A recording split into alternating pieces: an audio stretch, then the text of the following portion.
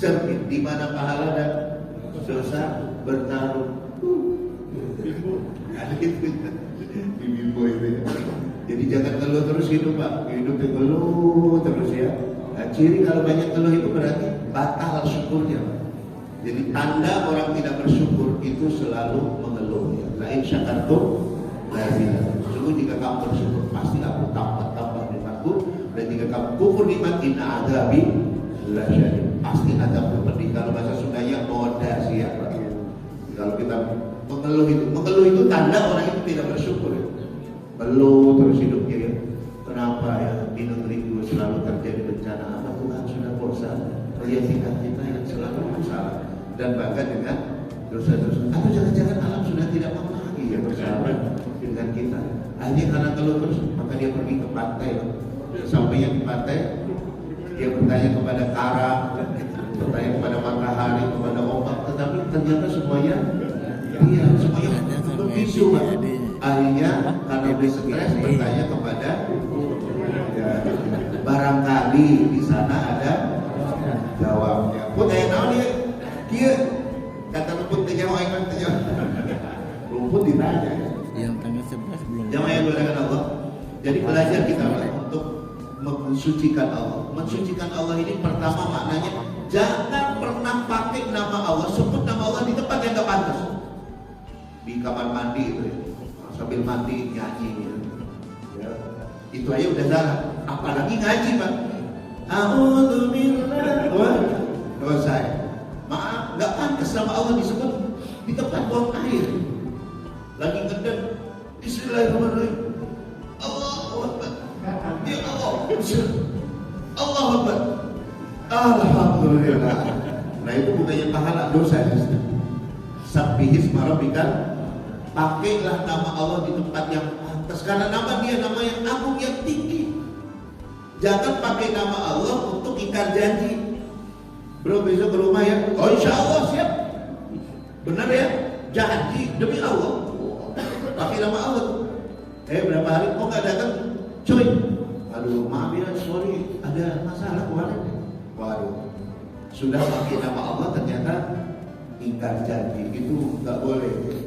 Wala taj'alullah urdatan li aymanikum. Jangan pakai nama Allah sebagai tameng mengingkari janji kalian. Kalau nggak bisa ya nggak niat, jangan pakai nama Allah, jangan ucapin insya Allah. Padahal nggak niat ya, jangan. Karena apa? Nama Allah itu terlalu agung, terlalu mulia untuk kita pergunakan sembarang kali. Nah ini diantaranya, jadi maknanya itu. Dan yang ketiga tadi Pak, ketika kita melihat hal-hal yang buruk dalam kehidupan, jangan cepat-cepat memponis yang buruk. Barangkali di situ ada hikmahnya, ada berkahnya segala macam, sehingga kita belajar. Aku hidup terima. Jadi belajar menerima ini Pak.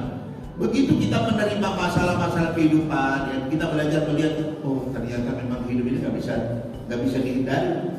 Bahwa akan ketemu masalah. Bapak rajin sholat, tidak sholat, rajin zikir, tidak zikir, rajin itikaf, tidak itikaf, rajin sedekah, tidak sedekah, yang namanya masalah pasti akan datang.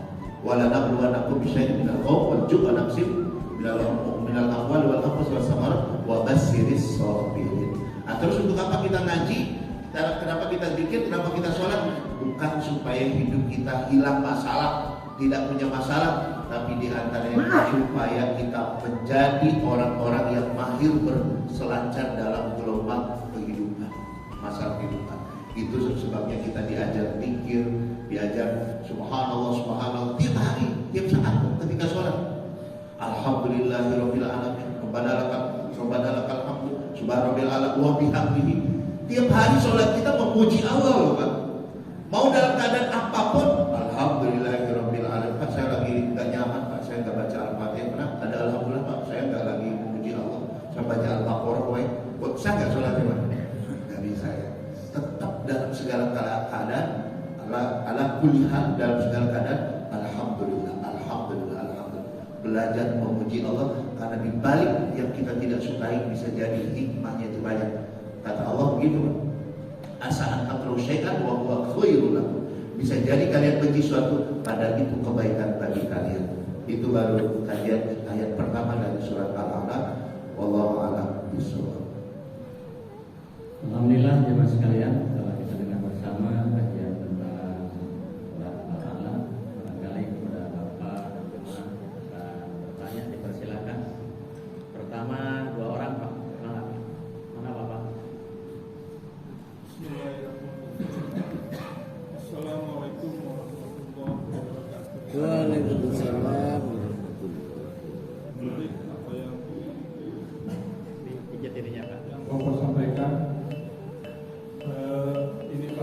Saya melihat ini kalau kejadian-kejadian di Mekah atau di negara Islam yang terkena musibah seperti waktu itu sedang naik haji, menara-menara jatuh sampai banyak yang meninggal.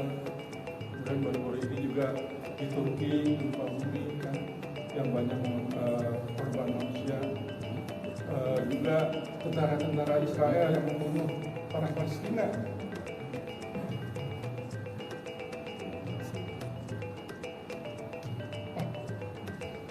Kadang-kadang di hati saya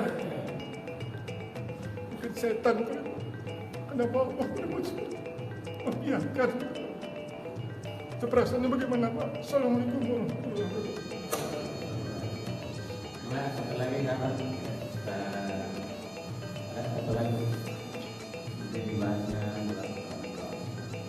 ada apa? Sebelum malam. Ya.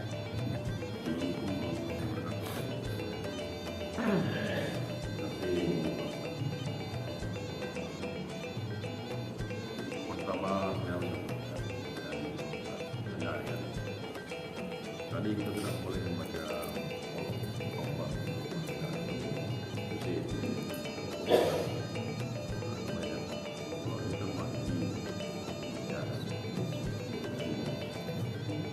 Sekarang bagaimana itu? Bagaimana halnya kita melihat takbir? Takbir itu pertama ini penting ya. Yang kedua, apa aja lagi? Apakah HP nak kotor? Atau apa yang mati? Kadang-kadang sekali yang bagus, yang keduanya yang baik, yang ketiga aku harus pulang ini. Itu mana? Ya, dari Bapak Ibu. Kenapa Bang ternyata menyimpang kepada orang-orang Islam? Ya, kalau kita baca surat Al-Balad, la aqsimu bihadzal balad wa aqsimu bihadzal walid wa ma walad. Laqad khalaqnal insana fi kabar gitu ya. Sungguh benar-benar kami telah ciptakan manusia dalam kesusah payahan. Akan selalu ketemu masalah demi masalah dalam kehidupan. Kita lahir aja nangis Pak. Ibu yang melahirkan kita hampir meninggal, bersimbah darah, keringat air mata, hampir wafat ibu kita ya. Bapak yang nunggu kita lahir sedih gak Pak? Ya sedih campur bahagia karena biaya bersalin sekarang tidak murah Pak, apalagi sesar. Jadi anaknya nangis, ibunya sakit, bapaknya juga puyeng Pak, nyari pinjaman di mana ya. Awal kehidupan kita diawali dengan tangisan. Semua bayi lahir menangis. Ada yang di sini lahir ketawa Pak? Anak kuntilanak ya. Kalau lahirnya ketawa ya. Bedanya yang pingsan. Ujung kehidupan kita apa Pak? Kematian. Ditangisi. Jadi dari awal kita musibah, pada akhirnya juga musibah. Dan di antara kelahiran kematian akan selalu ada masalah kesehatan, masalah keuangan, masalah hubungan dengan orang lain, dengan pasangan, dengan diri kita sendiri. Akan ada masalah ya. Dan masalah yang paling banyak masalah ya penyempitan, pembuluh dompet, umum di mana-mana ya masalah. Nah melihat ini semua masalah-masalah tadi jangan heran. Nabi Adam bermasalah, Nabi Ibrahim bermasalah, banyak dibuang, dipisahkan dari anak istrinya. Nabi Muhammad begitu, Nabi Isa dikejar-kejar, Nabi Musa di Fir'aun dibunuh. Semua manusia waladam beluan pasti diuji dengan masalah-masalah. Asadun nas balaan al-anbiya, manusia yang paling berat ujiannya para nabi. Bal amsal sumal amsal. Kemudian yang imannya di bawahnya, kemudian di bawahnya. Jadi semua Pak, sebetulnya manusia ini diuji dengan masalah-masalah, terutama para nabi. Jadi jangan heran kalau negeri-negeri muslim banyak musibah. Aceh kemarin gempa, tsunami, kemudian Jogja juga Muhammadiyah berdiri di situ juga musibah tsunami, kemudian Padang juga pernah gempa, Lombok Seribu Masjid gempa Pak. Nah kadang-kadang ada orang itu diazab sama Allah, jangan cepat-cepat di situ azab Allah, jangan, karena kita berarti menuduh di situ ahli maksiat. Apa di Bali nggak ada maksiat? Apa di Jakarta nggak ada maksiat? Di sehingga nggak ada musibah ya. Nah, itu Mekah kemarin masalah, Turki itu ya. Di mana-mana masalah, Pak. Semua masalah sesungguhnya adalah kasih sayang Allah, Pak. Musibah itu pun kasih sayang Allah. Supaya apa? Allah tegur perbaiki diri. Bapak punya anak nih, anaknya sampai jam 5:30 sore masih main di kocok, masih main di lumpur di sawah, Pak. Dicari nggak sama bapaknya? Ayo nak, Pak, pulang, udah mau maghrib, pulang nak. Ayo saya pulang. Nggak mau, aku masih mau main di sini. Apa bapak cuekin anaknya atau dibiarin? Pasti lipat. Ayo pulang kan? Ambilin sapu sama ibunya. Ayo pulang. Enggak mau. Diapain terus, Pak? Jangan pulang, nggak mau. Pukul di sapu. Nggak mau. Anaknya masih kotor, pingin tiba-tiba. Itu orang tua pukul anak, jewer anak, kebencian atau kasih sayang, Pak? Kasih sayang. Anaknya belum ngerti bapak jahat, ibu jahat. Nanti kalau sedikit dewasa dia baru paham. Itu bukan kebencian, itu bukan azab, itu adalah kasih sayang. Nah maka yang masih imannya masih dikit-dikit mau ponis-ponis itu baru orang yang sudah dewasa imannya kasih sayang Allah. Allah menyifati dirinya Ar-Rahman Ar-Rahim. Allah itu ingin kita kenal sebagai pengasih penyayang. Bahkan musibah pun itu bagian dari kasih sayang Allah supaya kita memperbaiki diri lebih baik lagi, belajar dari kesalahan demi kesalahan. Jadi itu tidak selamanya buruk, kecuali kalau kita lagi dalam keadaan kafir betul-betul kepada Allah, kena musibah, nah itu baru azab dunal azab akbar, azab yang sedikit di dunia sebelum azab yang besar. Cara kita melihat, Pak, memang seperti itu ya. Boleh ada 3 respon yang boleh, Pak. Ada 3 respon dalam melihat masalah: sabar, ridho, dan syukur. Cara kita melihat kejadian 3 ini, Pak. Sabar artinya menerima dengan berat hati, ya. Menerima dengan kelinganan-kelinganan air mata, sedih, sakit, tapi kita terima, nggak protes kepada Allah. Tuhan kenapa? Kau biarkan Turki hancur? Baik protes sama Allah. Tuhan kenapa? Boleh mempertanyakan seperti itu. La yus'alu amma yaf'alu wa hum yus'alun. Tuhan tidak dipertanyakan kenapa dia takdirkan begitu, manusia akan ditanya. Yang kedua, kita belajar menerima dengan ridho. Ridho itu berarti menerima dengan lapang hati, Pak. Kalau ridho, sabar, menerima dengan berat hati, masih bagus, Pak. Ridho menerima dengan lapang hati, dan syukur menerima dengan senang hati. Nah, yang kedua, pada saat kita melihat HP itu, maka niatkanlah mencari kebaikan-kebaikan di balik HP yang kita lihat, baik di sosial media, di WA yang kita baca. Niatnya awal mencari yang baik, berita yang baik, informasi yang baik. Kalaupun kita mau sebarkan yang baik-baik ya. Kebetulan ketika kita mau lihat yang baik-baik, ada iklan yang datang yang buruk-buruk, itu godaan, Pak. Ketika itu godaan muncul, jangan astagfirullah. Ya jangan terus maka kita itu anggap pujian. Udah lewatin aja, lewatin ya. Jangan. Masya Allah itu. Ya. Masya Allah. Itu dari guyon ya. Masya Allah itu. Lihat yang bening-bening, Masya Allah itu guyon, Pak. Jangan diseriusin. Di disclaimer dulu ya. Jadi kalau Masya Allah itu guyon. Lihatlah yang baik-baik yang Allah sukai. Kalau yang kebetulan buruk, maka ucapkanlah subhanallah. Kalau melihat yang kayak tadi ada godaan-godaan, istighfar. Ya bentengi diri kita, Pak. Karena mata untuk fitnatan asyadul rijal minan. Tidak aku tinggalkan ujian yang lebih berat bagi laki-laki melebihi perempuan. Godaan perempuan ya. Kakek saya itu, Pak, ya Allah, sebelum waktu saya meninggalnya kakek saya itu, bibi saya, salah satu bibi jauh saya cerita, Zen, kakekmu itu 2 tahun lalu masih ngajak saya nikah lagi, Zen. Masya Allah, parah ke kakek saya. Bibi saya itu diajak nikah 2 tahun sebelum wafat, berarti umur 104 tahun masih ingin nikah lagi. Sungguh terlalu ke kakeknya. Untuk cucunya belum berani.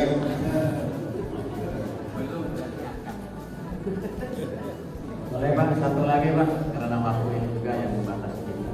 Ada satu lagi? Ya. Ya, terima kasih Pak Ustaz. Yang kita tanyakan bahwa selama ini kita selalu menyampaikan bahwa Nabi Muhammad adalah Nabi yang ummi ya, yang tidak bisa membaca dan dikatakan bodoh. Sedangkan kalau kita belajar sejarah, sebelum Nabi diangkat sebagai Nabi adalah seorang saudagar yang berdagang kemana-mana. Tentunya ini adalah memerlukan suatu pengetahuan. Dan yang kedua dikaitkan dengan surah yang ke-8 yang adalah Al-Baqarah. Di situ kan Allah berfirman, Rasulullah minallahi yatlu sufat. Jadi di sini Rasul menyampaikan dan menjelaskan dan membacakan. Nah ini makna umi di sini itu apa gitu? Karena kalau di kitab dari ayat ini kan bahwa Rasul menyampaikan membacakan itu artinya kan tidak umi. Mohon penjelasannya. Terima kasih. Ya. Jadi umi ya, umi bukan bodoh ya Pak ya. Nabi bodoh, masya Allah, istighfar. Umi itu tidak bisa baca. Nabi itu cerdas ya. Fatona, sifat Nabi itu ada 4. Jadi kalau ada umat Islam hari ini Nabi disebut bodoh, ini sudah murtad tadi. Kenapa? Nabi tidak bisa buat hafal dan masya Allah. Mas, tidak bisa dibedakan umi dengan bodoh.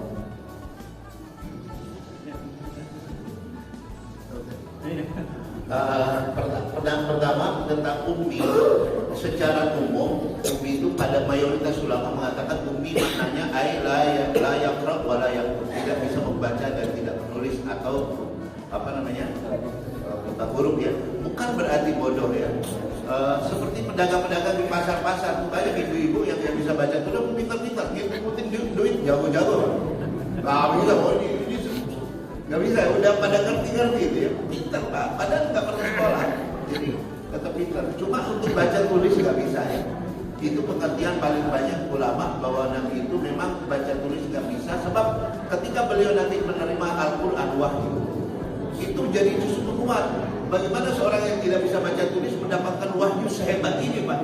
Kalau beliau bisa baca tulis nanti ada tuduhan, beliau Muhammad yang ngarang ini ya. Tapi karena beliau tidak bisa baca tulis, gimana mengarang? Orang nggak pernah belajar, nggak pernah sekolah ya. Padahal Nabi itu ya patona cerdas. Nah ini yang kedua, yang penafsiran ulama yang tadi disebut Pak Heri, ada ulama yang mengatakan ummi itu min ahli ummil qura, di antara penduduk atau orang yang bertempat tinggal di ummil qura. Sebab Mekah itu julukannya Ummul Qura, sehingga huwallazi ba'asa bil ummiyin, dialah yang mengutus di kalangan orang-orang ummil qura, yaitu penduduk Mekah maksudnya ya. Sehingga Nabi disebut Nabiul Ummi, Nabi yang berasal dari Ummul Qura. Padahal beliau yang bisa baca tulis. Dalilnya apa? Yatlu alaihi, karena tilawah itu bermakna membaca sesuatu yang tertulis. Bedanya dengan qiraah. Kalau qiraah membaca sesuatu dari hafalan juga disebut qiraah. Membaca tertulis juga disebut qiraah bisa. Tapi kalau tilawah itu adalah membaca sesuatu yang tekstual, maka disebut musabaqah tilawatil Quran, karena dia melihat tulisan Al-Quran. Jadi itulah khilafiyah ulamanya ya. Kurang lebih seperti itu saya. Alhamdulillah Bapak dan hadirin yang mulia. Namun sebelum ditutup, ingin saya nyampaikan tentang kebahagiaan saya Pak. Dan alhamdulillah pada pagi hari ini jemaah S3P ya bisa berjumpa dengan jemaah Al-Majirin, dan yang paling utama lagi Pak RW-nya dari sana ada hadir, dan juga RW di Kusman juga hadir, itu Bapak Haji Anwar. Ini yang langka sebetulnya kalau pejabat-pejabat begitu hadir dalam pengajian. Mudah-mudahan nanti Mas Camat hadir, nanti Bupati hadir. Bukan hadir sekedar politik saja, tetapi memang kewajiban untuk tolabul ilmu. Dan yang terakhir kepada jemaah sekalian, dan insya Allah nanti malam kita akan memperingati Isra dan Mi'raj Nabi Muhammad Sallallahu Alaihi Wasallam, yang penceramahnya dari sekretaris MUI Purwakarta, tepatnya jam 8. Kami juga sekaligus mengundang kepada bapak-bapak, kepada jemaah sekalian, malam Ahad akan ada pengajian dalam rangka memperingati Isra dan Mi'raj Nabi Muhammad Sallallahu Alaihi Wasallam. Demikian, mohon maaf sebelumnya.